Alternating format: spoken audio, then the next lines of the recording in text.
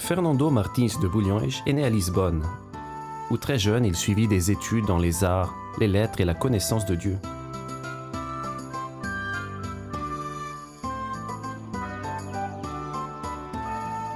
Plus tard, étant déjà entré au monastère de Saint-Vincent de Fora, il approfondit encore les sciences humaines et sa vie spirituelle.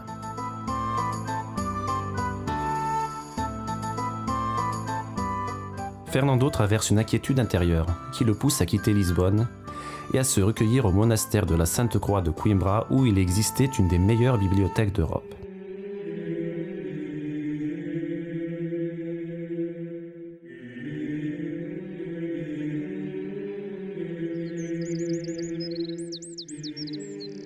Le silence et la discipline de la vie monastique lui offrent une solide formation intellectuelle et humaine. Il est ordonné prêtre, mais son cœur continue inquiet, jusqu'au jour où il rencontre les premiers frères mineurs qui arrivent au Portugal en vivant radicalement l'évangile que Fernando connaissait si bien intellectuellement. Le passage par Coimbra de 5 frères qui deviendront peu après les martyrs du Maroc est la réponse que Fernando trouva à son inquiétude intérieure. Il quitte la vie calme du monastère pour embrasser la vie radicale des frères mineurs sur le chemin du Christ, pauvre et humble en proclamant l'Évangile. En entrant dans l'ordre franciscain, Fernando change de nom et de vie. Il devient Antoine et veut être missionnaire. Il part au Maroc, mais le plan de Dieu est différent. Il tombe malade. Son bateau fait naufrage en Sicile, où il y est accueilli par des frères. Il accepte la volonté du Seigneur et se rend à Assise afin de rencontrer frère François et d'autres déjà nombreux confrères réunis pour le chapitre des Nattes. Après cette grande expérience de fraternité, il est invité à se rendre à l'ermitage de Monte Paolo en Italie. Antoine y vit dans l'humilité et la prière, méditant sur la signification de la vie, de sa relation avec ses frères et la création. Ensuite, c'est le Seigneur lui-même qui lui demande de sacrifier sa vie pour proclamer la parole de la vérité et l'évangile de la miséricorde contre toute forme d'hérésie et pour lutter en faveur des pauvres. Dès lors, sa vie est une lutte contre le temps. Il ruine sa santé en voyage qui l'emmène du nord de l'Italie au sud de la France pour faire connaître la parole qui donne la joie au cœur et le baume du pardon qui réconcilie et renouvelle. Les foules suivent et acclament Antoine. Il est élu par ses confrères ministres provinciaux. Ses qualités brillent et sont appréciées. Il est appelé à régler des conflits, à illuminer et conseiller, à intercéder auprès de Dieu le Père. Des épisodes surprenants et miraculeux fleurissent. Antoine, usé et fatigué, se retire dans un ermitage près de Padoue pour se reposer et écrire ses sermons sur les évangiles. Lors d'une particulière intimité avec Dieu, il a une vision de la Vierge lui offrant l'enfant Jésus dans les bras. Oui, maintenant il peut mourir, parce qu'il a atteint le but qu'il a souhaité tout au long de sa vie, rencontrer Jésus et devenir une seule chose avec lui. Il a voulu mourir à Padoue près d'une chapelle dédiée à la Vierge Marie, dont il était très dévoué. Sa dépouille est conservée à la basilique de Padoue qui porte son nom.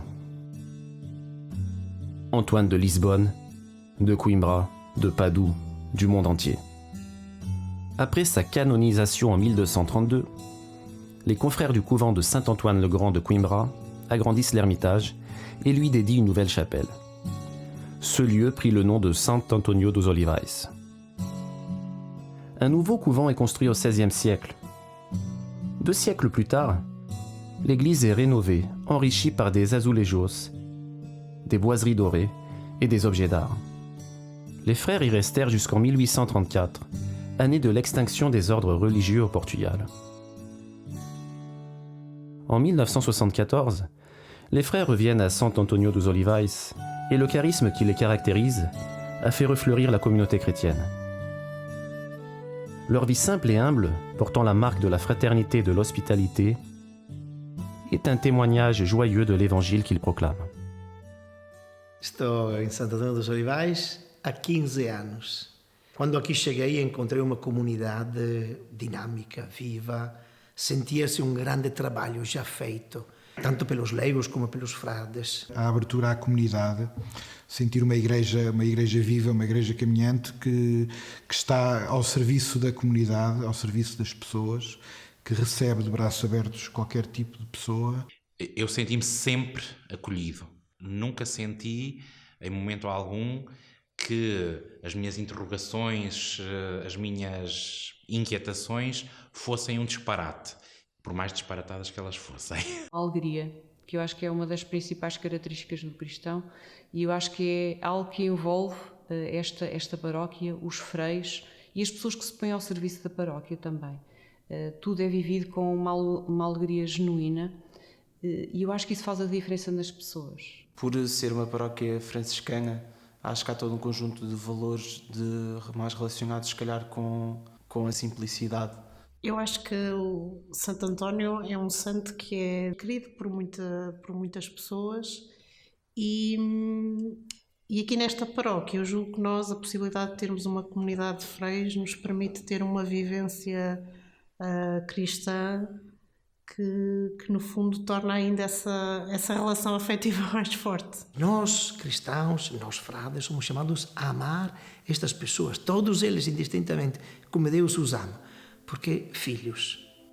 Mas podemos trabalhar pela promoção social, pela ajuda dos últimos, dos pobres, dos marginalizados. Há um mundo de trabalho que podemos fazer com este mundo. Este mundo é o lugar onde Deus vive. Neste mundo queremos jogar a nossa vida.